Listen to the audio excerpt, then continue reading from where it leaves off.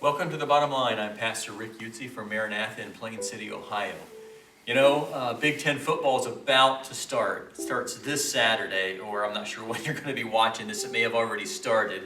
But that means Ohio State football is ready to start, which is a big deal to a lot of people in Central Ohio. And in reading about the games that they have in the Big Ten season, there was an article that said they gave the odds of winning for each Big Ten team against their most difficult opponent. And so there's two divisions in the Big Ten, right? Ohio State's in one, and they're obviously, I say obviously, I'm an Ohio State fan, but they're obviously, even by most experts, predicted to be the best team in the Big Ten. On the western side, I think Wisconsin is. And so when you look at the odds of winning each game or their most difficult game, Ohio State's most difficult projected game is against Penn State, and they're given a 72.1% chance of winning that game. So that's pretty high. Wisconsin, on the other side's most difficult game is against Michigan, and they have a 77.5% chance of winning that game. And I bring that up, you may think, well, man, Wisconsin may be better than Ohio State. But when you look at Ohio State's chance against that common opponent, Michigan, Ohio State has over a 90% chance of winning that game.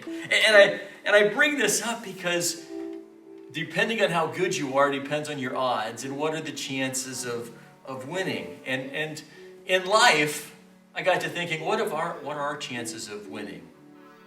Like in difficult times. And the Bible says in Psalms 46:10, it's a very common verse. It says, "Be still and know that I am God." Or some translations say, "Stop striving," or "Stop fighting and know that I am God." And I read a devotional this morning that said you need to know the context of that verse, because a lot of times you say, "Be still." We kind of look at the context of maybe a Psalms 23 where it's easy to be still when we're beside still waters or in green pastures and everything is calm and going well. But the context of Psalms 46 starts out, "God is our refuge and strength," in verse 1, "a helper who is always found in times of trouble." So the whole context of Psalms 46 is a time of trouble. It starts off with talking about natural calamities and how the earth is going to shake. And it goes on and describes enemies and war and how God is going to bring those things to an end. And that's where that verse 10 comes into play. "Stop fighting and know that I am God," or "be still." And actually, we tend to think that we should be still because we know that God is in control over everything. It could also mean that he's talking to the enemies and say, you might as well stop fighting because I'm in control and I will bring justice to my people. And so can we be still? Can we relax in confidence even when there's turmoil, whether it's a pandemic or our enemies on the other side of the political divide or whatever the case may be?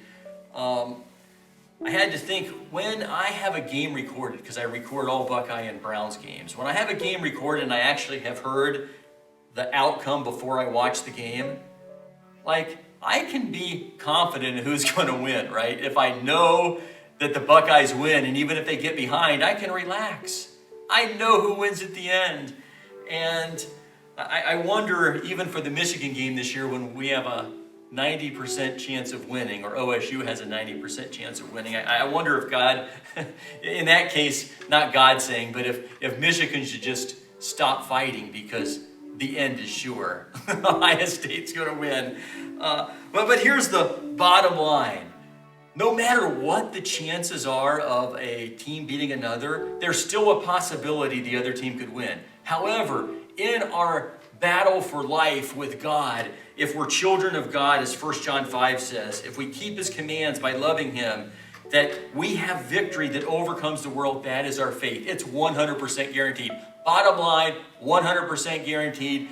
God will bring justice to his people. We will inherit the earth. We will be with him forever. 100% guaranteed victory. Thank you for watching, and I'll see you next time on The Bottom Line.